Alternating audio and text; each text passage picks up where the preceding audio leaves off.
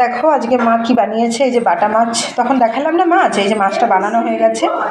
আর এই দেখো কলমি শাক, তোমরা কে কে কলমি শাক খেতে পছন্দ করো তো অবশ্যই জানিও।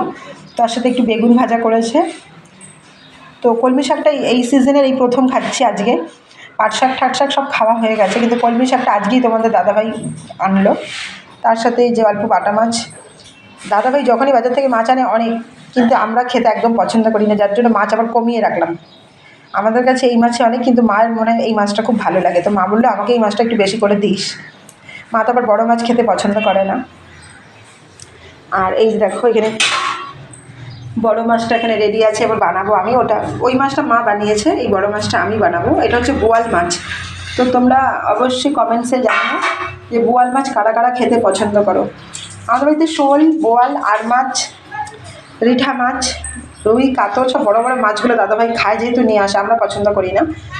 আমরা কোনো মাছই খাই না হিসাব মতো, বলতে গেলে নিরামিষাশী, কিন্তু দাদাভাই এত বকে কথা শোনায়, যার জন্য আমাদের একটু মাছ খেতে হয়। কথা হচ্ছে বাঙালি মানুষ মাছ খাবে না তা বললে কী হয়, নিরামিষ খেতে খেতে শরীরে লো প্রেশার হয়ে যাবে। তা ভালো লাগে না, মাছ দেখলেই গা গুলো একদম খেতে পারি না। কিন্তু তাও দেখো না, এই যে মাছ নিয়ে এসছে, দেখার পর থেকে আমি একই কথা বলছি, কেন নিয়ে এসছো, কেন নিয়ে এসছো, বড়ো মাছ খাবো না। তো এই যে দেখো ঢ্যাঁড়স কেটে রাখা হয়েছে, ঢ্যাঁড়স সর্ষে বাটা দিয়ে করবো না, ভাজবো না, সর্ষে বাটা, তার মতো একটা খেতে ভালো লাগবে। সর্ষে বাটা দিয়ে করবে মা। এই যে দেখো তোমরা খাও ঢ্যাঁড়স কেটে সর্ষে বাটা দিয়ে, কালো জিরা ফোড়ন, কাঁচা লঙ্কা টাচা লঙ্কা দিয়ে। আর কি দিয়েছো ওই বাটাটার মধ্যে? সর্ষে বাটা কোনটা? এই যে একটা কাঁচা লঙ্কা দেবো বাস। ঝালটা ভালো লাগে না, ওখানে আদা দিয়েছি, ঠিক আছে। পোস্ত না, আমার মনে হয় তোদের বালতিতে পোস্তও আছে। না না, পোস্তটা একদমই লিখি না, পোস্ত থাকার কোনো প্রশ্নই নেই। পোস্ত দেয় তো, পোস্ত দিয়ে করে দেয় সর্ষে পোস্ত। তো এই ঢ্যাঁড়সের তরকারিটা না সাদা তেলে করবো, সাদা তেল না হলে না ভালো লাগে না খেতে। কিছু কিছু জিনিস যেমন সাদা তেলে খুব টেস্টি লাগে, মানে যেগুলো একটু সবজি টাইপের হয়। আর মাছ মাংস এগুলো সব কিছুই একটু সর্ষের তেল ছাড়া খেতে ভালো লাগে না। তো আজকের মতো রান্না এখানেই কমপ্লিট হয়ে যাবে, একটু পরে আমি বোয়াল মাছটা করবো, এটা করলেই হয়ে যাবে।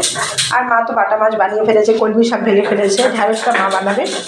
তো যাই হোক, মা কিছু বলো। 3 মিনিট করতে হবে, 3 মিনিট। আচ্ছা, তো হয়ে গেছে না? তাহলে তোমাদের কি হলো না হলো, তোমরা কেমন রান্না বান্না করলে, নাকি করবে, নাকি রেস্ট নিচ্ছ, বসে আছো? তোমরা কি আমাদের মতো রান্না হয়ে যায় রান্না, অনেকখানি তাড়াতাড়ি হয়ে যায় রান্না।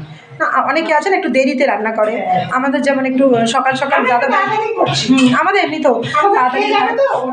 হ্যাঁ, তোমাদের দাদাভাই তো চাকরি করে, বাইরে থাকে যেহেতু, তো আসে মাঝে মাঝে। আর পুলিশ চাকরি করে কিন্তু, বলে দিয়ে। তো আমার তোমাদের দাদাভাইয়ের অনেক অবজেকশন ছিল যে এসব ব্লগ ফগ করবে না, তো আমি না বাড়িতেই থাকি, ফ্রি টাইমে বসেই থাকি, একটু করি। খাওয়া একটা বড় সমস্যা হলো, সমস্যা খাওয়া রান্না বান্না না সত্যি একটা ঝামেলা, একটা হেডেক বলতে পারো, ভালো লাগে না একদম। আর রোজ দিন সকাল হলে মাছ মাংস এগুলো তো আরোই ভালো লাগে না একদম, লাগে না। এই যে আমার ছেলেকে দেখো, কিরে মহারাজ, পড়া হয়ে গেছে, একটু বসবো। পড়া আর তোকে বসতে হবে না, আমাকে আরও পড়া আছে, তোকে সেগুলো করাতে হবে, ধরতে হবে। ধরবো না? সায়েন্স হয়ে গেছে? আর সায়েন্সের দুটো সায়েন্সের বই, ওইটা প্লাস ওয়ার্কশিটের পড়া কমপ্লিট হয়েছে। আসলদের পড়া কিন্তু ওগুলো তো গেল জাস্ট ফর্মাল পড়া। এবার তোকে বাড়িতে বইয়ের পড়াগুলো করতে হবে না, এই দরজা এরকম করিস না, বইয়ের পড়া করতে হবে না। এখন আর উপরে যাস না, ছাদে গেলে ঘরে আসলে নোংরা হয়ে যাবে ঘরগুলো, মেঝে টেজে সব কালো হয়ে যাবে, বিছানায় উঠলে চাদরগুলো একদম যাবে। ওই চাদরে বসা যায়? 2 দিন পর পর চাদর কাচতে হয়। কি করছো মা ফ্রিজে কি? তো যাই হোক, এই যে মা বাই বলে দাও, আমি এখন বাই বলবো, আমারও কাজ আছে, আমাকে এখন মাছটা বানাতে হবে, যেহেতু একটা হেডেক, খাই না কিন্তু বানাতে হবে। হ্যাঁ, সবাই ভালো থাকে, আবার দেখা হবে, আবার কথা হবে।